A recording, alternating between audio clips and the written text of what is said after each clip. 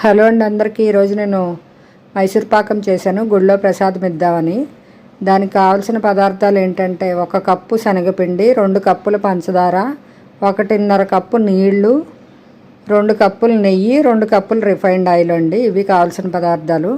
ముందుగా ఏం చేయాలంటే 2 కప్పుల పంచదారని స్టవ్ మీద పెట్టాలి. అలాగే 1.5 కప్పు వాటర్ అందులో వేయాలి. వేసాక తీగ పాకల్లా రావాలండి. అది బాగా పంచదార అంతా కరిగి తీగ పాకం వచ్చాక మనం ఇలా వేలుతో చూస్తే సాగాలి. అది ఆ తీగ పాకం వచ్చాక అప్పుడు ఈ శనగపిండి ఉంది కదా, అది అందులో వెయ్యాలండి.